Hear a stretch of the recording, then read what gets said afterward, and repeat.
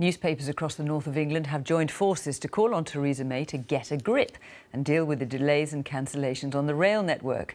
The papers, including the Manchester Evening News, Liverpool Echo and Yorkshire Post, have urged the Prime Minister to call an emergency summit at Downing Street to find a solution to the disruption caused by the new rail timetables.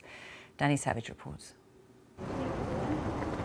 Commuters passing through Leeds station tonight, they and their counterparts on lines in southeast England are now being told their travel woes are a government priority.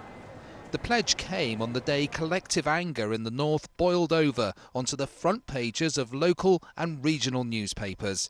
United with one voice, editors sent a message to the powers that be in London that the rail chaos must end. We're not willing to take this anymore. There has to be some deliverables written down on paper that people like Chris Grayling, and if Chris Grayling's unwilling to be held to account, then the Prime Minister, Theresa May, must be held to account. But what effect did that message have? As services rattled to and fro, the political leaders had their say. When Northern Rail seems surprised at their own timetable announcement, are incapable of running services properly all across the north of England because they're unprepared for their own changes, well, that says an awful lot about the nonsense of a privatised railway and the franchise system.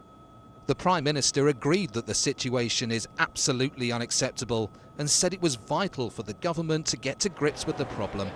But do passengers now feel like the focus is finally on them?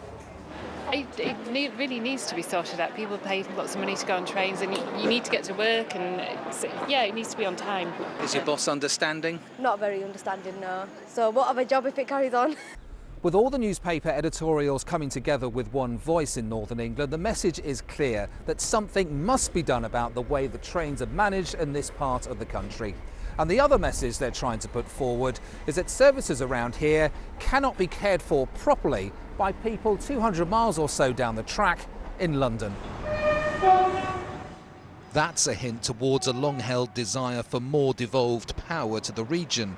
But before any of that, the pressure is on the government to fix the train problems here fast. Danny Savage, BBC News, Leeds.